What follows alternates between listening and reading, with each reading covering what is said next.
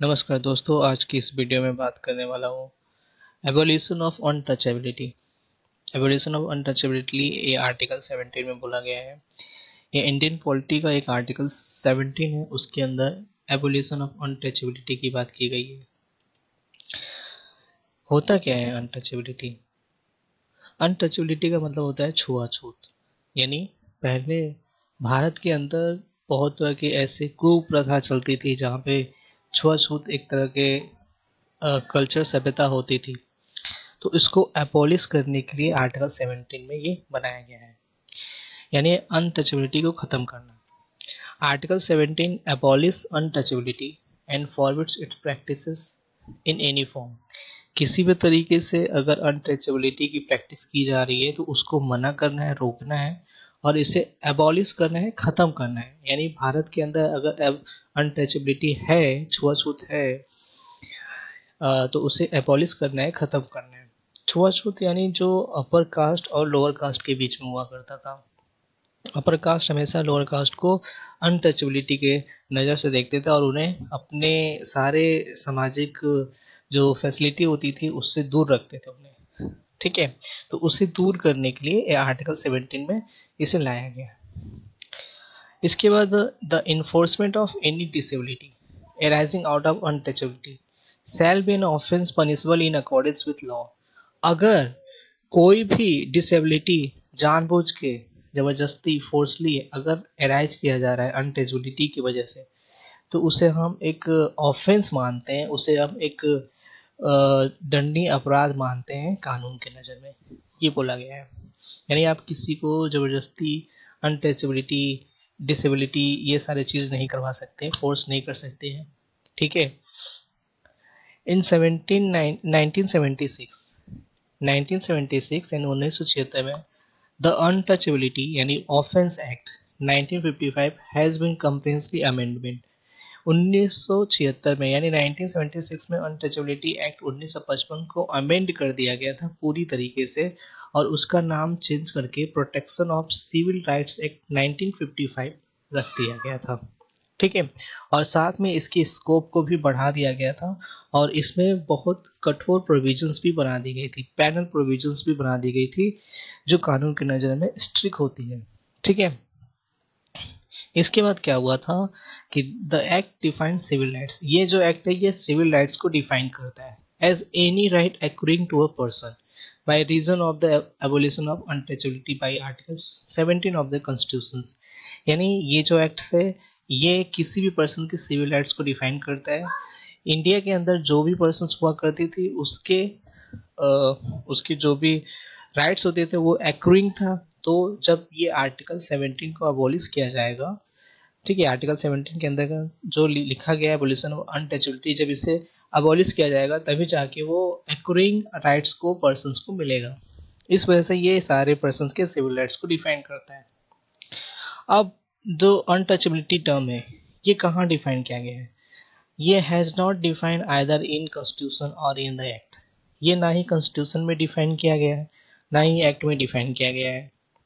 However, the Mysore High Court held that subject matter of Article 17 is not untouchability in its literal or grammatical sense, but the practice as it had developed historically in the country।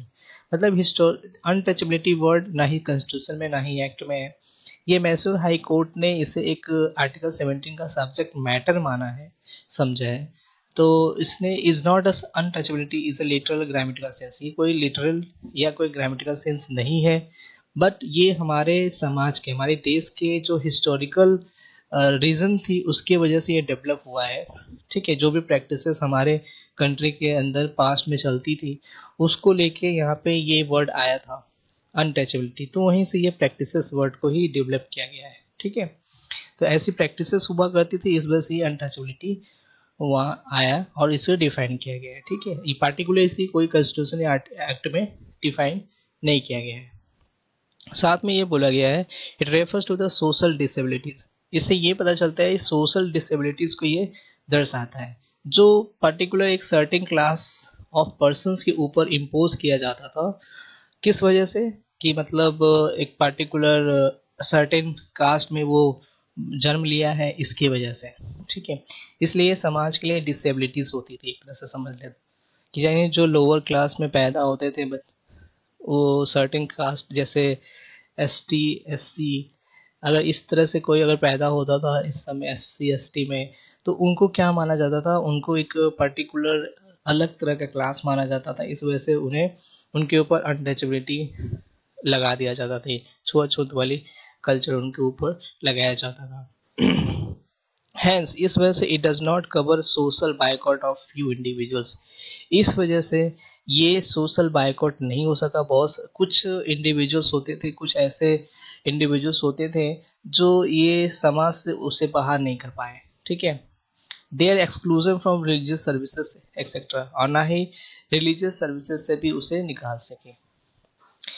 Under the protection of civil rights act 1955, Protection of Civil Rights Act 1955, the offences committed on the ground of untouchability are punishable either by imprisonment up to the 6 months or by fine up to 500।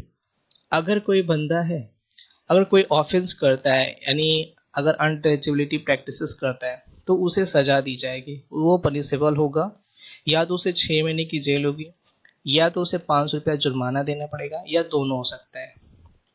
A person convicted of the offence of untouchability is disqualified. अगर कोई person पाया गया, अगर कोई person ये पाया गया कि उसने ऑफेंस किया है अनटचेबिलिटी का, ऑफेंस ऑफ अनटचेबिलिटी किया है, कन्विक्टेड है उसमें, तो वो डिसक्वालीफाइड हो जाएगा इलेक्शंस के लिए टू द पार्लियामेंट और स्टेट लेजिस्लेशन, ठीक है।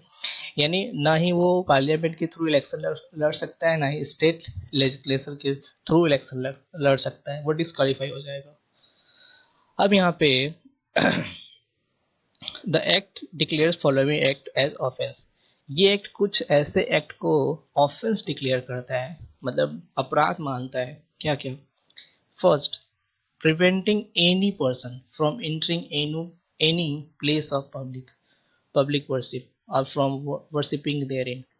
ये अगर कोई पर्सन किसी पर्सन्स को, मतलब किसी पर्सन्स को अगर रोका जा रहा है किसी वर्शिप प्लेस पे जाने से, या वर्शिप प्लेस में अंदर जाने से, प्रवेश करने से, या पूजा करने से, तो ये एक अनटचेबिलिटी के नज़र से देखा जाता है, उसे एक ऑफेंस माना जाएगा।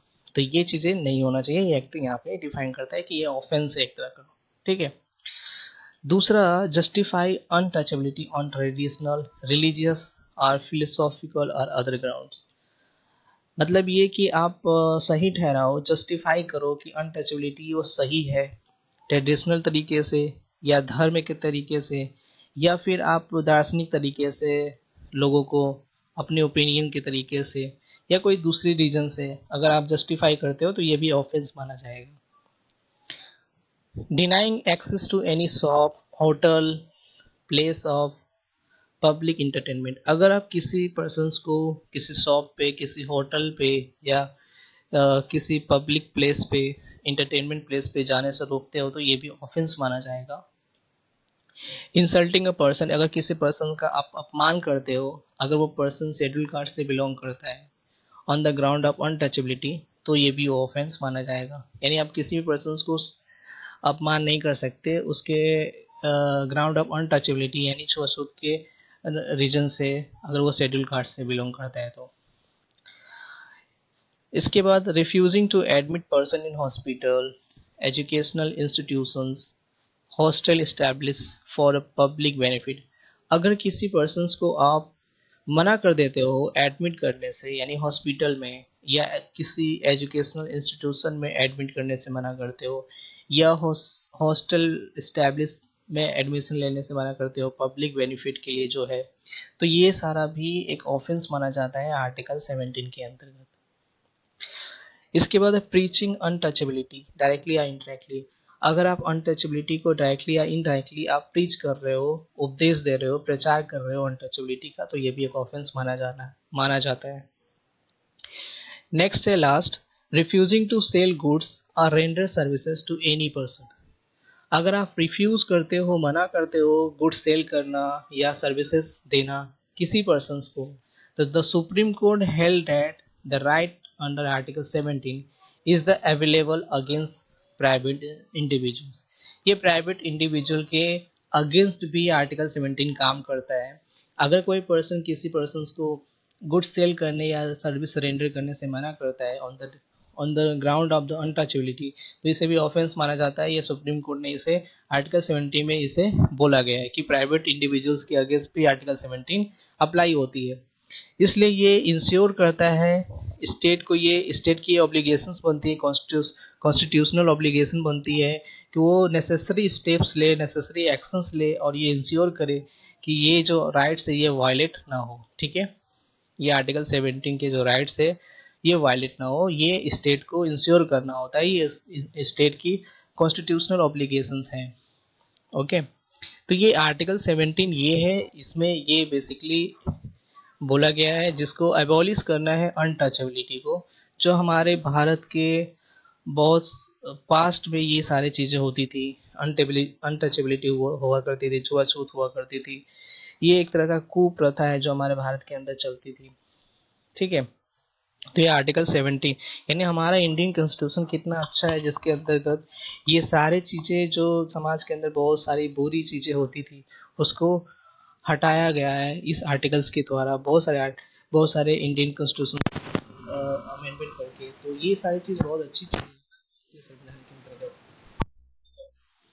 सो ये है एबोलिशन ऑफ अनटचेबिलिटी। प्लीज़ आप लोग इसे ध्यान से देखिएगा, समझिएगा। Thank you very much.